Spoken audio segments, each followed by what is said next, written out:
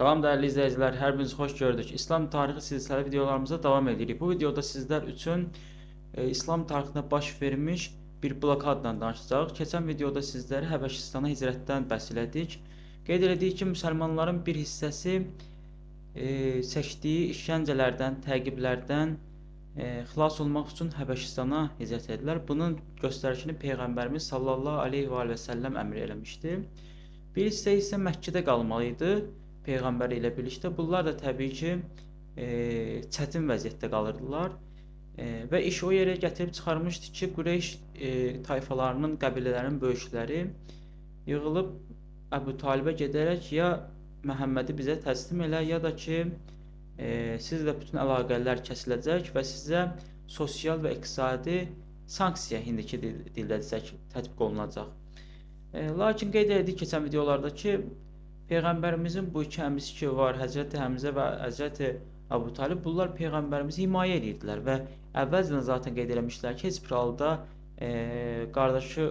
qardaşımız oğlunu sizə verməyəcək. Bunda da yenə eyni şey deyirlər və beləliklə iş bu yerə gətirib çıxarır ki, müsəlmanlar Əbu Talib dərəsinə əvvəlcə bu Əbu Yusuf dərəsi qismi kimi gedirdi, amma sonradan Əbu Talibin adını aldı. Çünki Əbu Talib Haşimilərin başçısı hesab olunurdu və bütün hakimləri götürdü və digər müsəlmanları yanına alaraq gedib o dərədə məskunlaşdı. Beləliklə o dərənin adı Əbu Talib adlandı və 3 il 2 ay o dərədə müsəlmanlar yaşamaq məcburiyyətinə qaldılar. Yəni miladi 616 və 619-cu illərdə. Beləliklə bu müsəlmanlara ilk və ən sərt sosial-iqtisadi sanksiya idi. Buna səbəb nə idi? Müsəlmanların sürətlə sayının çoxalması idi. İslam dini müşriklərin arasında yayılır, onlar müsəlman olur bir çoxları və müşriklərin böyükləri bundan narahat olurdu ki, savabısı gün bu kölələrimiz müsəlman olub bizim üzümüzə qayıdacaqlar və ya əlimizdən ticarətimiz çıxacaq, digər məsələlər ki, səbəblər var ki, gələcək videolarda onlardan da bəhs edəcəyik şübhəsiz. Bu ki, iqtisadi və sosial blokada sanksiya var idi. Bunun şərtləri var idi ki, o şərtlər tərtib edib Qureyş qəbilələri Kəbə evinin üzərinə asmışlar. Bu 4 dənə şərti mən qeyd etmək istəyirəm əsasında. Birinci şərt buna ibarət ki, Bəni Haşimdən nə qız alınacaq, nə də ki, onlara qız veriləcək evlənmək üçün. Digər ikinci şərt bundan ibarət idi ki, onlarla heç bir ticarət əlaqəsi olmayacaq. Özləri bir yana qalsın, Məkkəyə gələn qeyri-ərəblər, qeyri-məkkəlilər belə onlara gedib nəsə sata bilməzdi bunların qanununa görə. Üçüncü qanun buna ibarətdir ki, onlarda heç bir ünsiyyət və fiziki təmas ola bilməzdi. Yəni salamlaşmaq, danışmaq və ya gedib onlarla görüşmək, onların dərəsinə getmək, onların evlərini baş çəkmək olmazdı.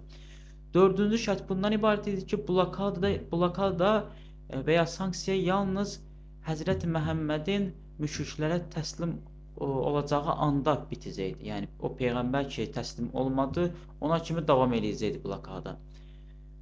Bu şərtlər də yazılır və Kəbənin üzərinə asılır. Bu 3 il 2 ay ərzində burada müsəlmanlar həqiqətən çox böyük əziyyət çəkirlər. İqtisadi vəziyyətləri çox pis idi. Hətta qeyd edirlər ki, Məkkə şəhərin mərkəzinə oradakı uşaqların ağlıma səs gəldi. Çünki yeməyə heç bir şeylər qalmamışdı. Heyvan dərisinin köhnə qalmış hissələrini yeyirdilər. Ağac yarpaqlarını yeyirdilər, elə qeyd olunur tarix kitablarda və ya hədislərdə. Yəni bu dövrdə ki var 3 il 2 ay dövründə bilirsiniz Əbu Talib hakimlərin qəbilənin rəhbəri idi. Zəngin biri idi özünə görə. Ondan da daha zəngin olan xanım Xədicə peyğəmbərin yoldaşı idi ki, onlar bu 3 il 2 ayda demək olar bütün var dövlətlərini müsəlmanlara xərcləyirlər və hər şeylərini bu yolda fəda edirlər. Və ondan sonra da zaten yəni bu 3 il 2 ay bitəndən sonra, o dərədən çıxandan sonra qısa zaman içində ikisi də vəfat edir və hüzün ili başlayır ki, o hüzün ili də hüzün ili ilə bağlı gələn videoda sizdən bəhs edəcəyik. Bəs bu blokada necə bitir? Blokadanın bitməsi ilə bağlı tarix kitablarda belə keçir ki, Peyğəmbərimiz sallallahu aleyhi və səlləm buyurur ki, Əbu Talibə Allahdan bir mənə vəhy gəldi ki, o Kəbə evinin üzərində olan taxtadır, dəri dində ayrı-ayrı rəvayətlər var. O yazı Allahın göndərdiyi qurd tərəfindən yeyilib. O yazıda bir dənə kəlmə qalıb, Allahın adı ilə kəlməsi ki, onu yazmışlar.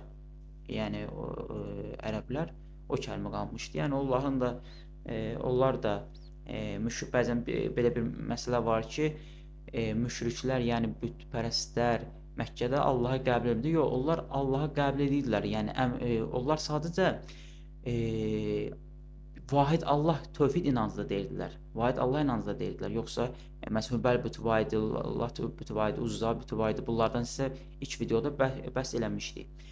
Onlarla yanaşı Allahı qəbul edirdilər. Yəni onların problemi o idi. Məsələsi o idi. Onlar tövhid inancında deyildi deyə peyğəmbər onlarla mübarizə aparırdı. Bu səbəbdən də onlar, yəni o Allahın adı ilə sözü yazılması sizə qəribə gəlməsin ki, yəni bunların müşrikliyi, bəs onlar Allahın adı ilə necə yazırlar? Yəni o dövrdə bizdə biraz yanlış anlaşılma var ki, elə bilirik ki, onlar ancaq bütlərə yox, sadəcə onlarda tövhid inancı olmayıb deyə onların əqidəsi müşkil olub.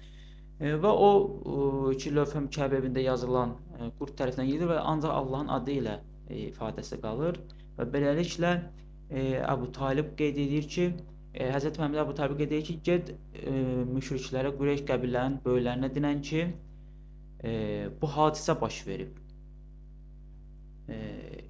Əbu Talib müşriklərin yanına gedir, qeyd edir ki, gedin baxın Kəbə evinin üzərində mənim qardaşım oğlu deyir ki, Allah tərəfindən qurd göndərilib, o ki, lövhə yazı vurmuşsunuz, o qurd onun bütün yazılarını silinib, vahid bir dənə yazı qalıb ki, o da Allahın adı ilə yazısıdır.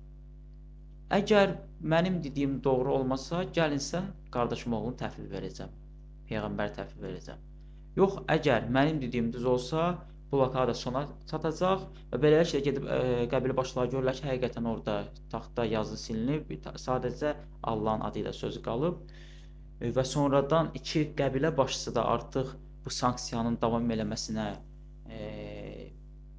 qəlbləri gətirmir və ürəkləri artıq bu şeyə davam eləmək istəmir. Çünki uşaqların ağlamaq səsləri Məkkənin mərkəzinə gəlirdi, artıq qida çatışmazlığı baş vermişdi orada. İki qəbilə başda gedib artıq digər qəbilə tayfalarına sıxışdırırlar ki, daha artıq bütün Əbu Talibə gəlib qeyd edirlər ki, artıq blokada sona çatdı. Beləliklə Peyğəmbərimizin 3 il 2 ay müsəlmanlarla İslam tarixində ən çətin dövrü sona çatır və lakin bundan sonra çox bir kədərli hadisə baş verir. Eyni ildə Peyğəmbər bu dərədən çıxmadan sonra, bu çətin dövrdən çıxmadan sonra başqa bir çətin hadisə onu qarşılayır. Eyni ildə həm onu himayə edən əmisi, həm də ki, tək xanımı və həmişə onun yanında olan Həzrəti Xədicə vəfat edir. Buna da hüzün ili deyirlər İslam tarixində. Gələcək videomuzda siz dəyərli izləyicilərə bu mövzudan bəhs edəcəyik inşallah. Digər videolarda görüşmək ümidi ilə. Sağ olun.